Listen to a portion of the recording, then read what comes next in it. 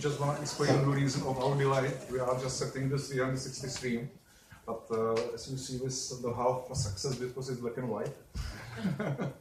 but right now we are streaming this lecture in 360. Yes, so that's because of this small camera here. It's my pleasure to welcome here Jindřich Trapl and Adam Široký from a Prague-based company called XLab. And this lecture is dedicated, as you understand, to 360-degree cameras, shooting technology, and virtual reality. So, the floor is yours.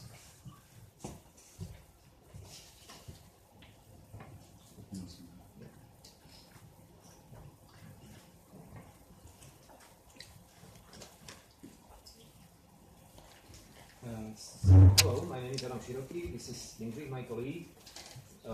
We would like to welcome you here. Thank you for coming. And we would like to tell you something about virtual reality and 360 video, because that's also what we do at our company.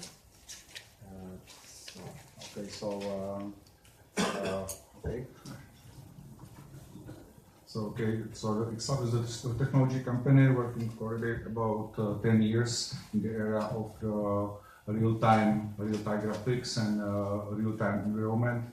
We are working for different TVs. We are working on the projects like stage design and some kind of immersive installations, video mapping.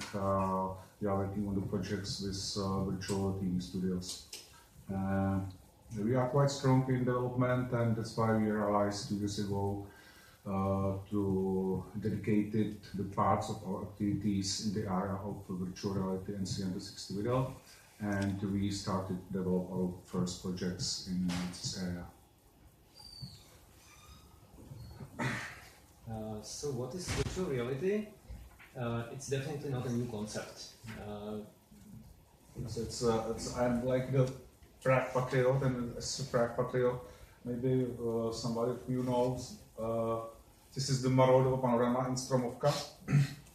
It's the building from the 19th century, and it's a perfect example of the immersive experience. This 360 painting, and in front of the 360 painting, you have the real props like the weapons and the stones, and in fact you can get the real analog immersive experience. When we try to talk about the headsets, then we can talk about just first examples in 50s. In fact, it was just a TV, a small TV. It was not really a working prototype. It was just yes, I'm sure. just a vision.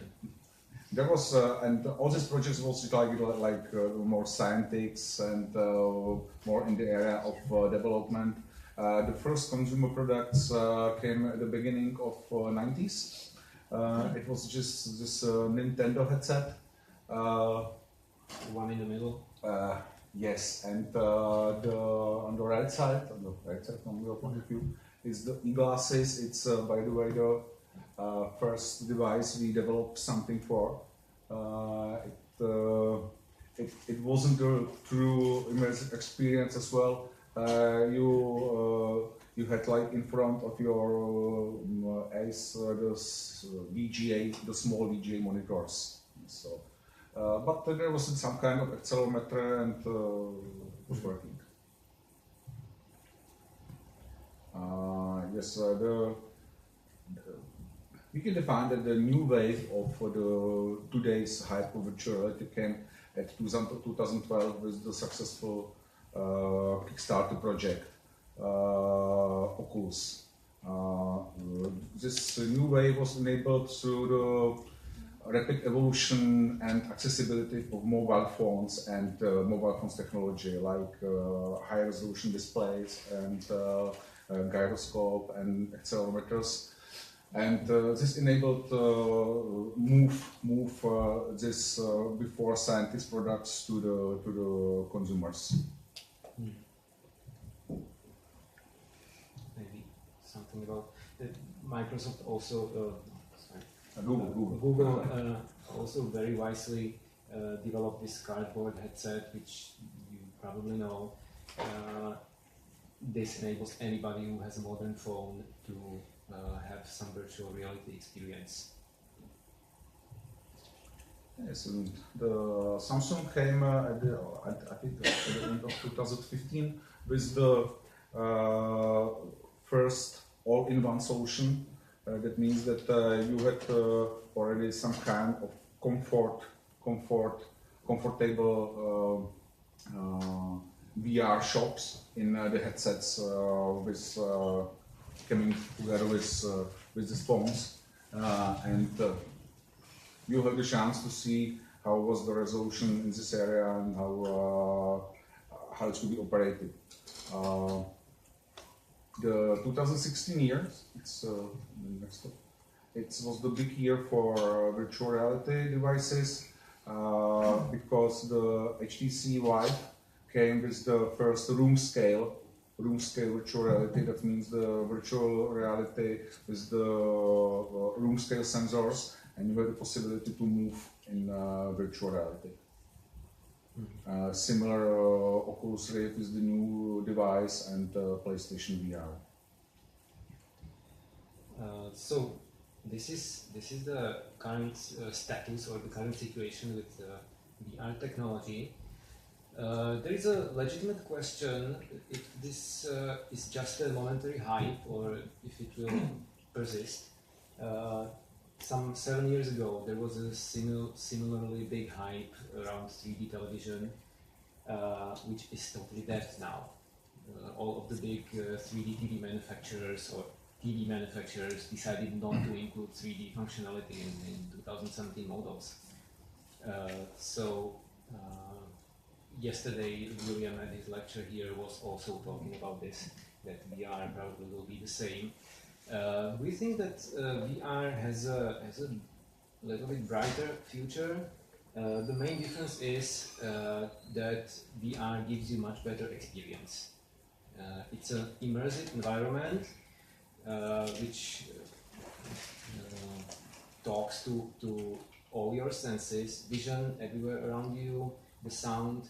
There are projects that will use haptic feedback ranging from haptic gloves to full body suits. So this is much better experience, and it also has the possibility to be interactive. You have seen the hand controllers, and there will be full body tracking and other stuff.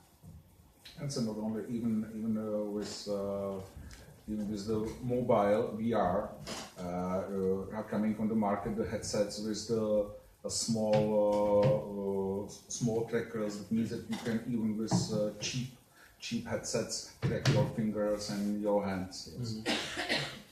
And VR is in some sense fulfillment of the age-old dream of traveling in time and space.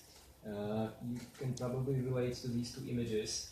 VR gives you this possibility to completely move somewhere else and move in time, some sort of teleport. It has the possibility of to create real memories. It's not only us who think that this has a future. There are big players investing into the technology. Just in compare with the 90s, is that in 90s there was no interest in VR on the side of consumers because of low quality of the technology, and that's why there was no interest on the side of producer. Because now you have the Google with the cardboard and new standard Daydream, you have the Facebook with Oculus, you have the Samsung with the Gear platform, Sony with PlayStation VR, Microsoft with augmented reality, HoloLens glasses, HTC Vive, and there is about 1,000 engineers or the developers of Apple working now on the AR solution for Apple. So there is not comparable the interests of the first wave and the second wave of virtual reality and augmented reality. So let's move on to the VR content. Basically, we can see two main areas, or we can differentiate the content between game-based and cinematic. Game-based is based on some game engines, allows for interactivity and its gaming experience. Cinematic is a 360 video, immersive video, that is our main focus on here. I should probably say that there also you can have a mixed content. In cinematic VR, you can have some interaction. It's a way how to draw the viewer better into the experience, or how to decide how the story continues and so on. So how does it work with a cinematic VR, which we call 360 video? It's basically a video mapped onto the inner surface of a sphere. We also call it 360 by 180 because you have 360 around you in the horizontal plane and 180 degrees from the bottom to the top. Most commonly, this video is represented in this so-called equirectangular format, which is the unwrapped sphere. It's a similar relation as a map to a globe. And we distinguish, there are two very important variants of 360 video. It's monoscopic and stereoscopic 3D.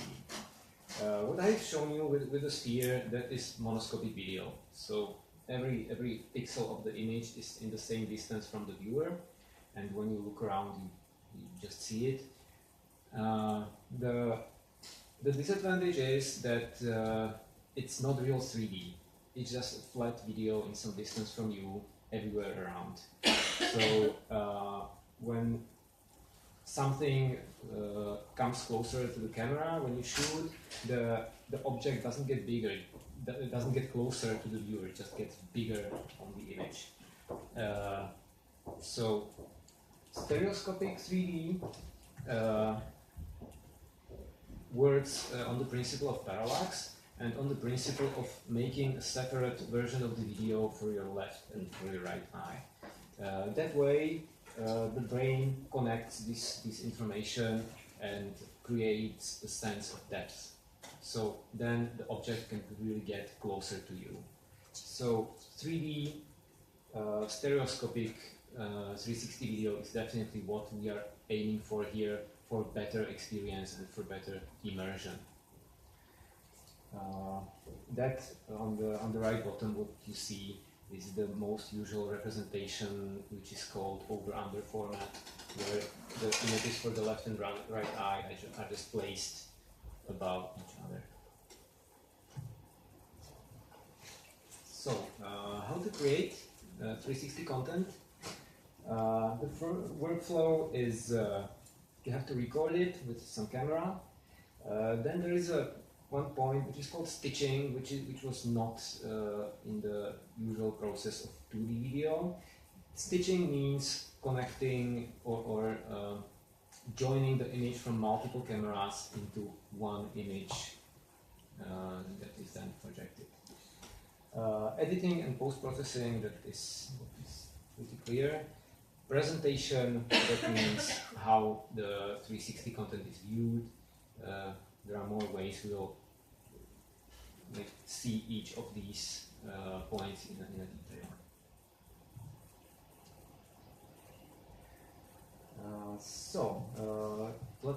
Let's focus on cameras.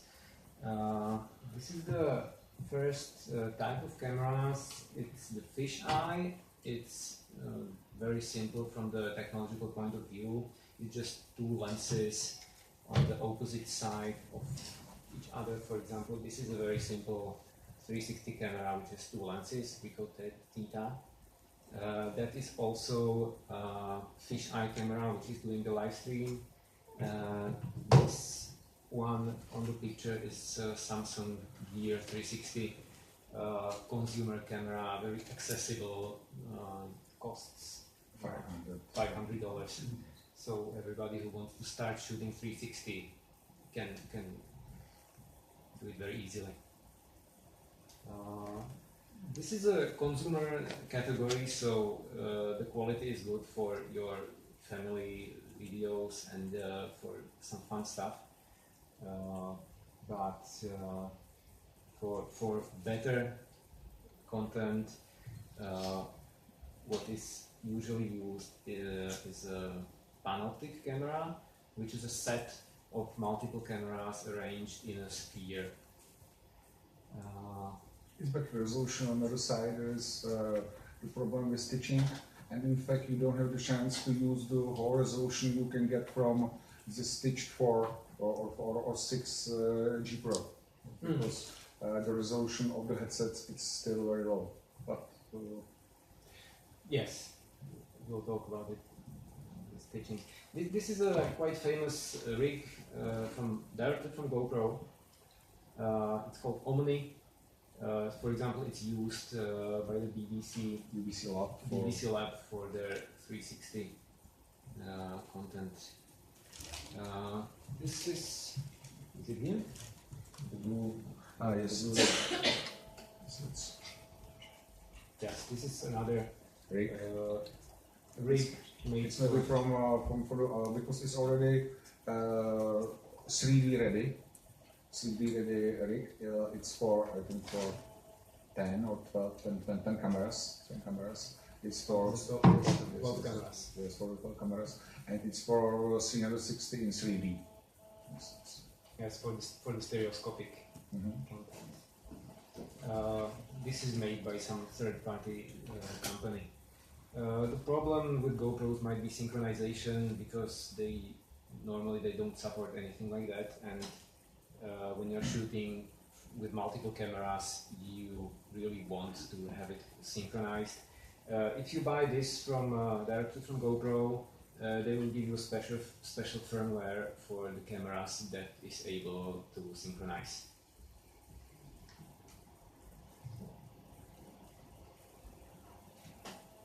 So some more cameras.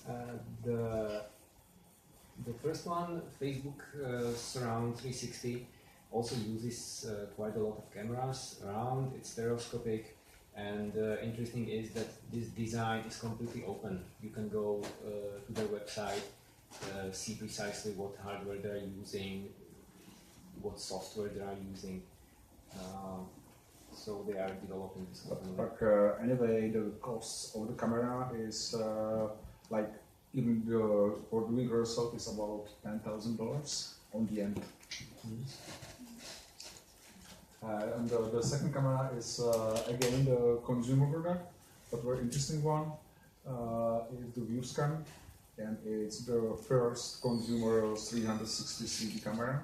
The cost is about $1,000. We ordered it on November. Hopefully we can get it this month, but you know how is it with the They are just pre-sale. beginning to ship it. So they promise they will just ship it. So we'll see. And this is a cheap device which you can use for the stereoscopic video, which is great. More will come for sure. Okay. Now we are coming to a totally different level. These are professional 360 cameras. On the left, Nokia Ozo, which is It's a standard, in fact. Yes, no, it's very often used. it's a standard for high quality 360. They use it for live transmissions of big shows. I think I've seen it on some opening of maybe it was Olympic Games, maybe it was something else. Yes, exactly. It costs around $40,000. You can also rent it from companies. I'm not sure if also in Europe. Yes. And there's some kind of the comfort even from director. There is the director link. That means the director can see the preview in real time, even a headset. So it's like or quite interesting and professional product. The one on the right, Next VR, is actually a rig of 6 Red Dragon Epic cameras. Next VR is a company that uses this to make a sports broadcast and other live broadcasts. It's the biggest live broadcast company in 360. It's, so, for example, they did the presidential debate with that rig, or in fact, for the biggest part of the live stream, they use the rig of the 2 cameras with 180 lenses, and because when you are a viewer, you don't need to completely around,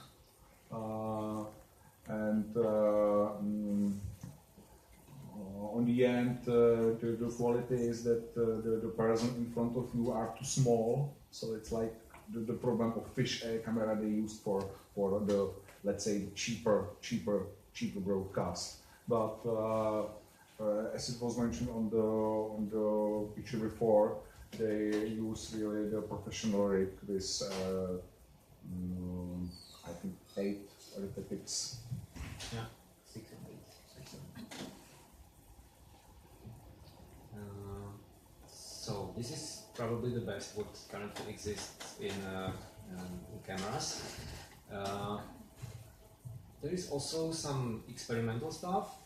What you see, or this stuff is called holographic or volumetric or light field cameras, because every manufacturer gives them a different name. There is no standard yet.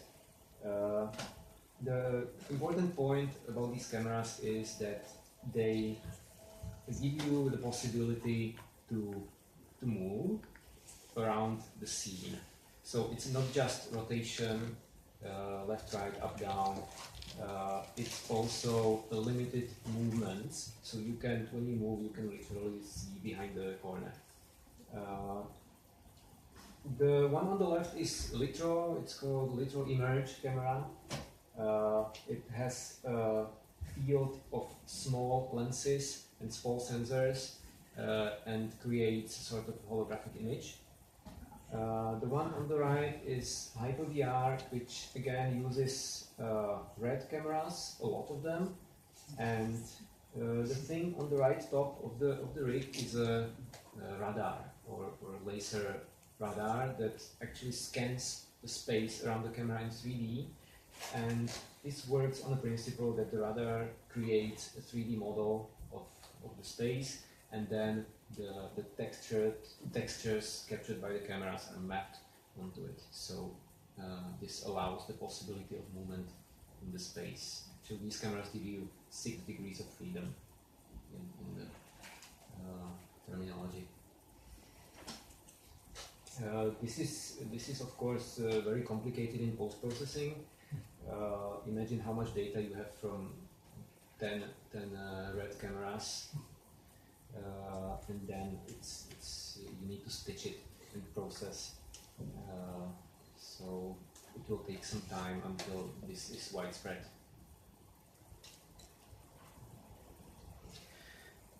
So after we have our footage, we need to stitch it. That means create one single image for the sphere from all the partial images from the cameras. The cameras should overlap, that's a good point. And then there are algorithms that take the images and connect them in a way that the scene is not visible. That's the aim. That there are different algorithms for this. There is also not a standard, different softwares that can do it. Here at the bottom there is one that is of the best, Video Stitch Studio, which can work with many different types of cameras. It's not just tailored to one camera. The other product, Vahana VR, is from the same company. What is important, it can stitch in real time. So you need a really powerful computer for that, but it can be done. I think they support 4 cameras, I think, in real time. I don't know. Yeah, I think they support the 4 cameras. That means that you need like the PC with 4 capture card, and for some license fee you can upload it directly and stream it to their servers, and their servers they stitch it and they can stream your content to YouTube or somewhere else. So this is, yeah, actually this is one possibility, to download the software that can do the stitching, import the footage, let it run and stitch. Another possibility is to use online service. There is a joint company that develops a camera, but they also allow you to upload your content to them. They stitch it and then they send it back to you. They stitch content from their camera and from the Oslo camera. The stitching part might not happen always successfully. You have to be careful not to introduce some errors into the shot footage. What is problematic is, for example, fast-moving objects. There are situations when the stitching software just can't process, because the algorithms work on the basis of comparing or pairing the pixels from the different cameras, and there might be situations when one camera can see the object but the other one doesn't see it. That can happen with fast-moving objects. That can happen when the objects are too close to the camera. So every camera is specific how big close-up you can do with it. Also, large areas of similar color, repeating fine patterns like trees, for example. Sometimes you can, in 360 content, you can see glitches in the trees. It's because the stitching software has problems with it. So yes, you can repair a lot of these problems in post-processing, but sometimes it's just not possible because of these artifacts.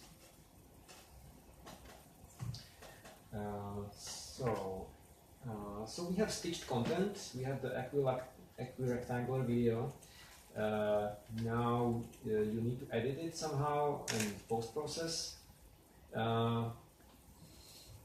The editing possibilities are here. In the last year, most of the software got this capability.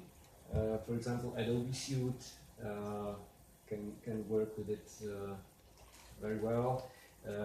there are plugins from Metal which you maybe use. They also make plugins for normal video, but for 360 video they have possibility to stabilize the image, to remove objects, possibility of motion tracking. What is very important, possibility to preview in a headset. So while you are editing, you can put on the headset and see exactly, have a preview of what will your viewer see. This is very interesting.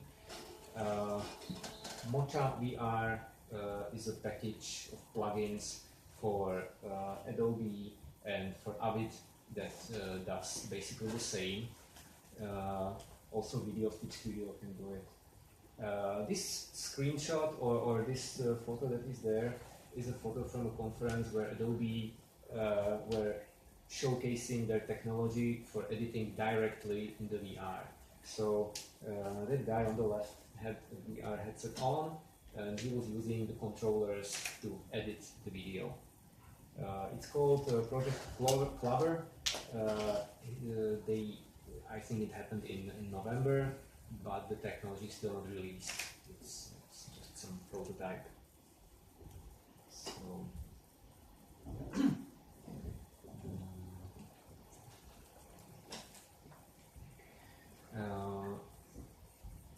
So let's talk about some cinematic and practical aspects of 360, of specialties that are specific to 360 or differences between classical 2D video and 360. One of the first is camera motion. Camera motion can be dangerous because you risk that your audience will get motion sickness, that will get dizzy, disoriented, or nauseous. It depends on the person. Part of the population is more prone to these problems. And also it depends on the quality of your viewing device. The headsets usually have at least 90 Hz of refresh frequency so that this problem is eliminated. But camera motion, if you can avoid it, it's better to avoid it. If you cannot avoid it, it's better not to use a lot of acceleration and when editing to cut directly into the motion, not to start, not to let the viewer feel the acceleration. It's also important to have a stable horizon. You should probably have your rig on a gyroscope if it's possible. The sickness comes from the fact that your eyes are telling you something else than your other sensors, like for example the motion sensor in your inner ear. So when the brain has this different information, you can get the sickness. Distance to the subject, I talked about that with the stitching. Every camera has some minimum distance, which is mostly around 1 meter. So if you come with your object closer, there is a possibility you will not be able to stitch the image. But still the close-ups are very important to sort of intensify the emotional connection to the subject in the video.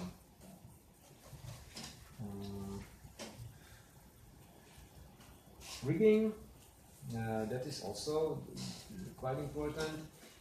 With the 2D camera, you can hide a lot of stuff behind the camera, including the director, the lights, and the camera itself.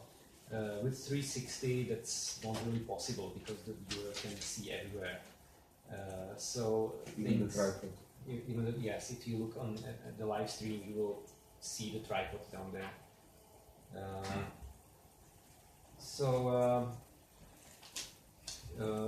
Something like Steadicam is not really a possibility.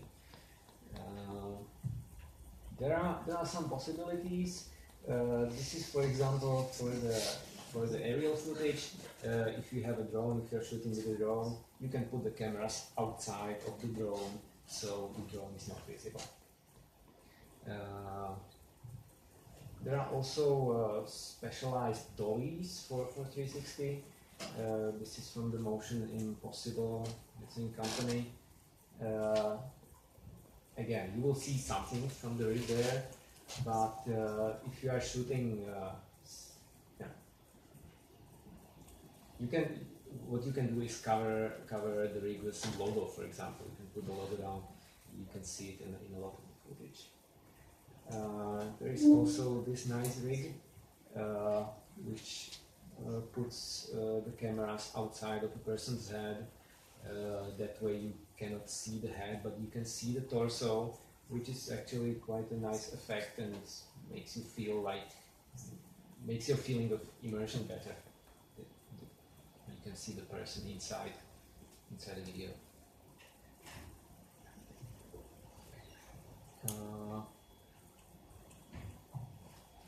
So I think this is from is the video that should be working. Okay, that is not working. It is a screenshot from a BBC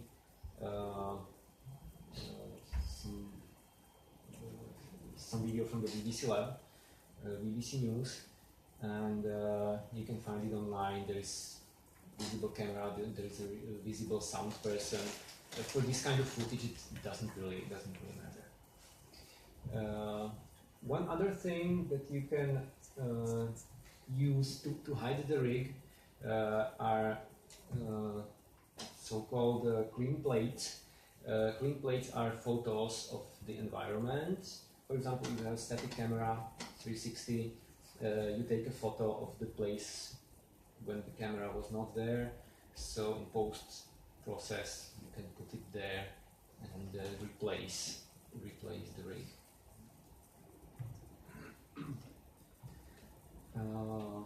Lighting, very similar problem. When the viewer can look everywhere, you have nowhere to put the lights. So you have very limited options. There is a trick, you can put LED stripes directly on the camera or on the tripod. That works a little bit. We are now working on some dance video with some dance group, and we are solving the problem that we are putting the lights around the tripod. Mm-hmm. So that means that Exactly. There is also a trick which can be used for hiding the rig. If the environment allows for it, you can shoot 2 times 180 degrees. So you prepare your scene, shoot one side, then move around, shoot the other side. It's only possible if the environment doesn't change a lot, because once there are clouds and in the other shot there is sun, you cannot really connect this to one scene, to one shot. So it's possible, but also limited options, only in controlled environment. Problem with directing, usually the director is just behind the camera and can see what's happening on the scene. With 360, the director has to hide and doesn't see his actors. Might be a problem. There are live previews from some cameras, as you said about the Ozo camera. I will go back to show you one more preview option. No. Hard.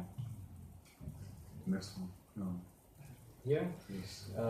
That small box on the right is a Teradek Sphere device which can take input from any cameras. So if you have some custom rig, you connect it with SDI or HDMI, and the Teradek box can do some live stitching and send it over Wi-Fi, so you have a live preview.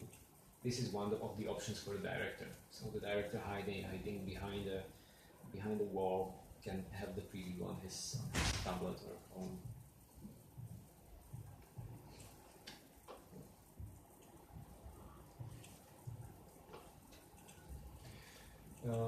Getting the viewer's attention, in 360 you have nothing like framing. The viewer can look everywhere, so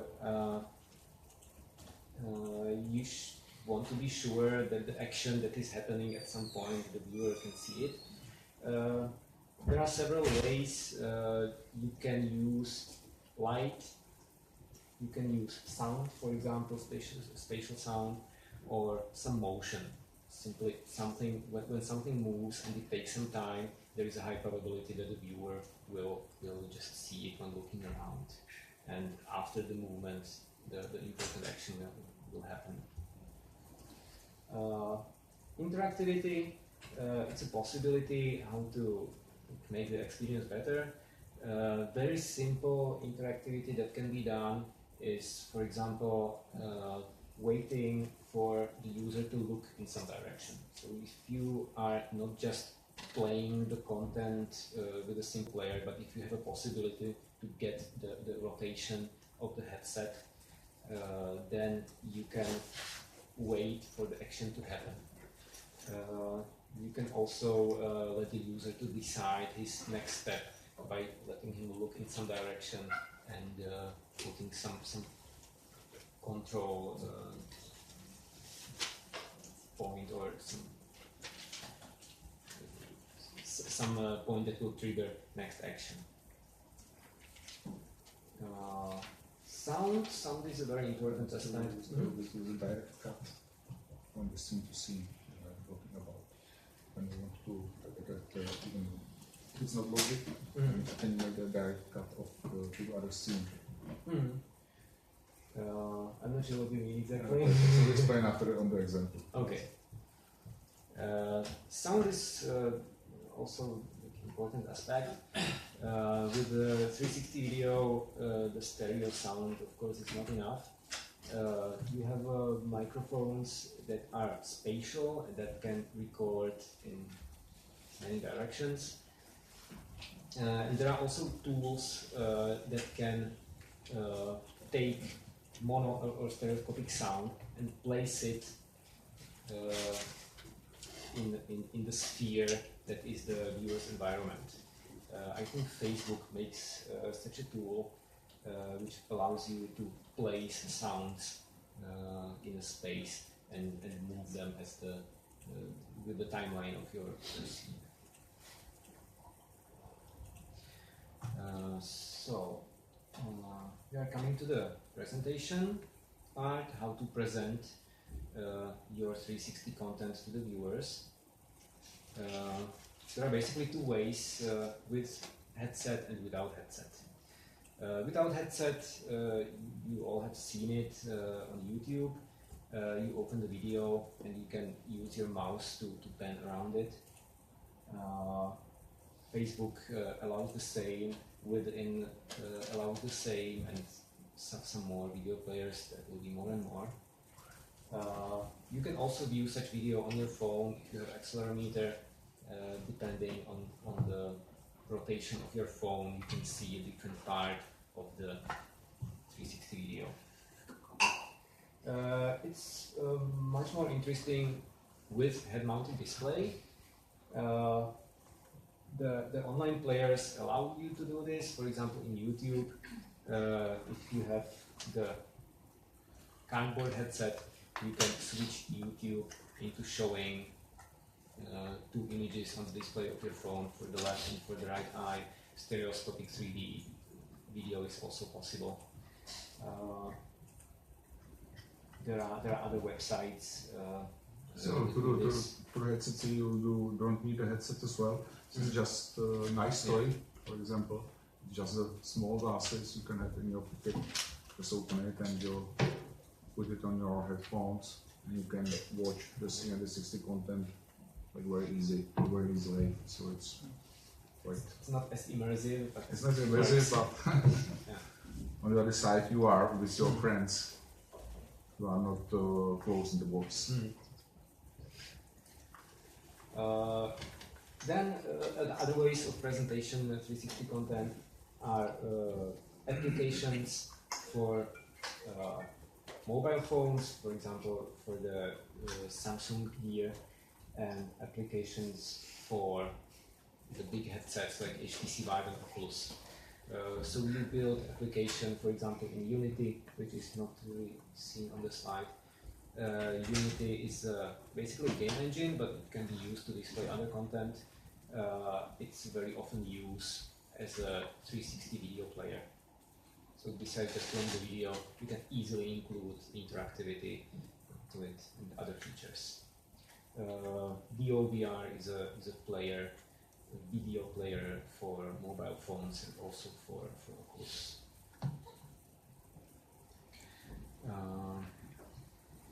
You want to add something? No. So this is the end of the presentation. We still have some devices here to show you our content, and I will also show you how we did clip for the Clarinet Factory band. We can watch it in, We recently finished the clip. The band shot their own footage with the Samsung camera, and then we edited it and added some computer-generated content. The clip is not online yet. You can see it here, and it will be published in a few days, basically. Here are some links that we used. Basically, all the photos that I showed was from the first link. It's a collection of 360 video rigs. It's a very complete collection of almost everything there is now. So it's a good basis for further research. And there are also nice documents made by filmmakers who talk about their experiences, and that you can just download and use for your benefit. So this picture is also from that collection of 360 rigs. Thank you for your attention. I will now show you first the clip.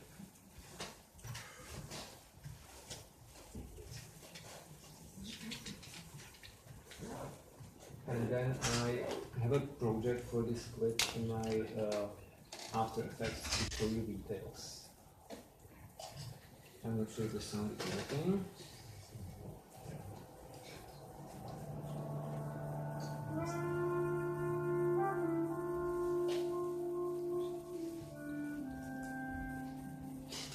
So it doesn't really make sense just like this.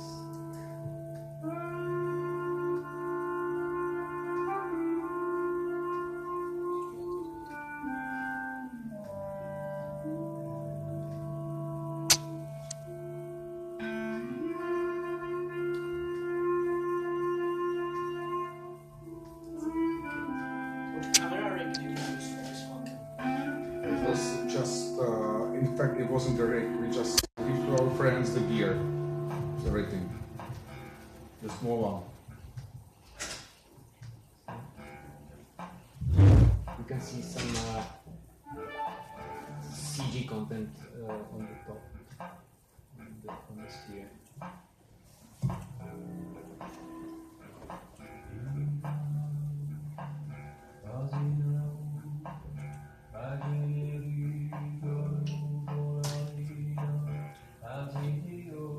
This is the camera that was used.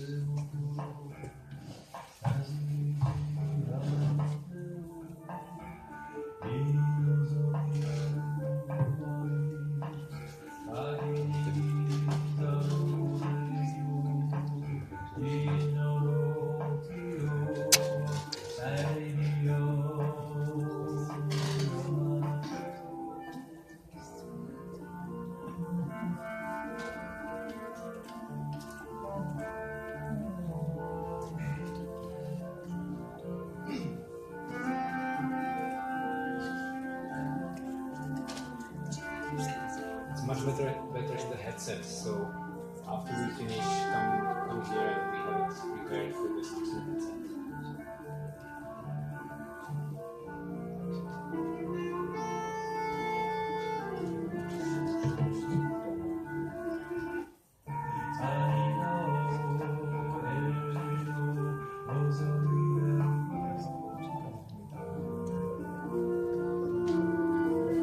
It's really slow.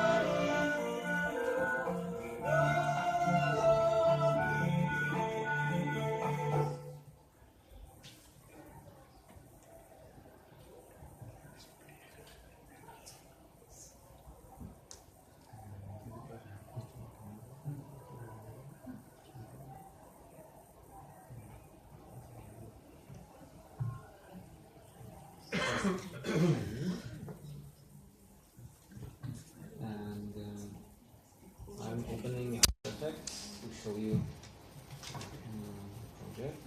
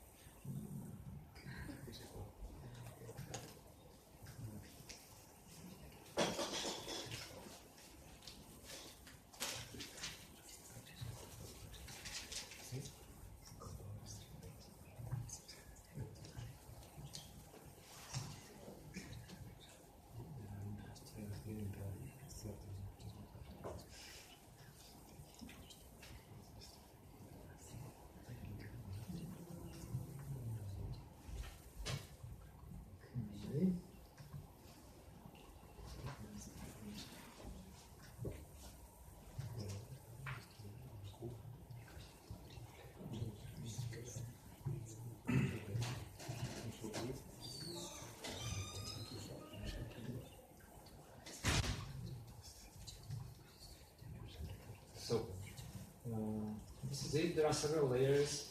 The computer-generated content that you have seen there was partially created in After Effects, like the colored pieces on the big ball, and those floating objects, the cubes and the spheres, were created in Cinema 4D in a 3D studio, rendered using special VR camera plugin which you can buy for Cinema 4D, which will render the 360 video, and then it was just exported or imported into After Effects as the equivalent rectangular video with alpha transparency.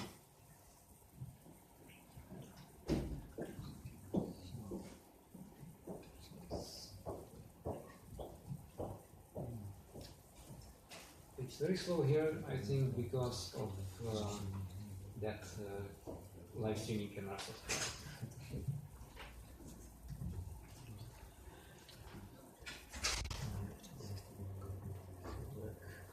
I can try to turn on and off some layers. See the YouTube.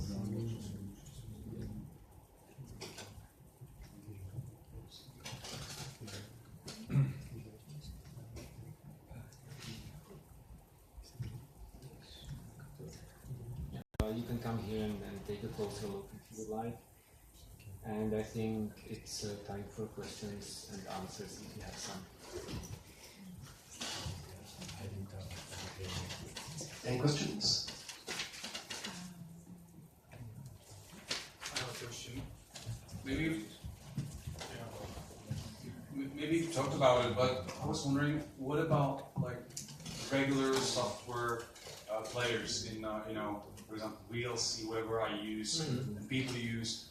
What about that? And does it need to have any plugin to work with whatever device I'm using for VR, for the cardboard headset? Especially with the VLC, in this moment it's not supported, I think.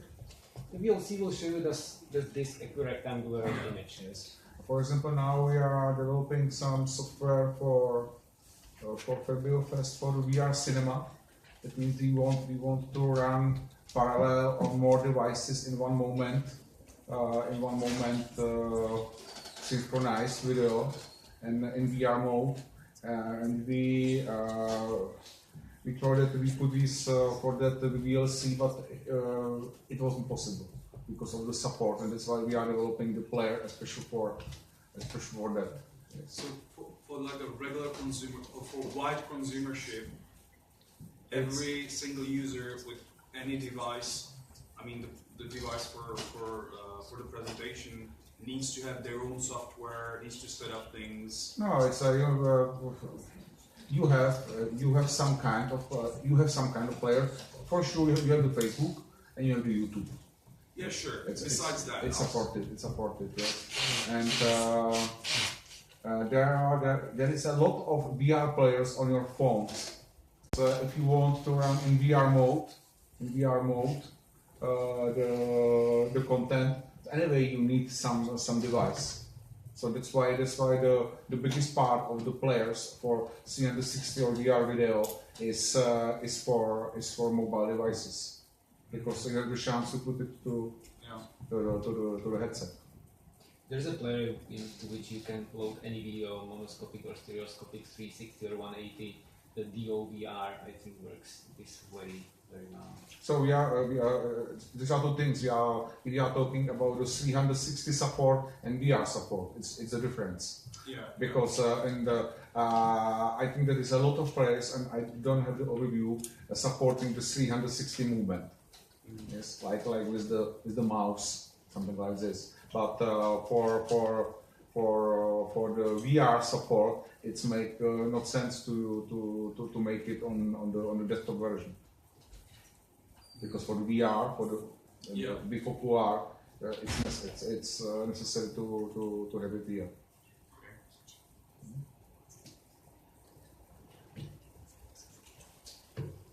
Okay, maybe I'll have one last question. We saw many various headsets and technology, but my question is, how is it solved with people like me with glasses? Because I always have the problem to focus inside. You have this problem as well, right? So Yes, you can. It depends on the problem you have. I'm talking especially about stereoscopy, but you can try. For example, we bring here. I don't know if you have time. We have some interesting device here. It's maybe you heard about it. It's the HoloLens from the Microsoft.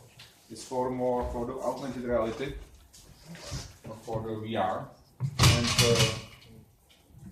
there you have the possibility to use it with the glasses as well, because you have some area in front. Yeah, so it's yes, but with the regular like virtual reality, it's quite a problem. So sorry.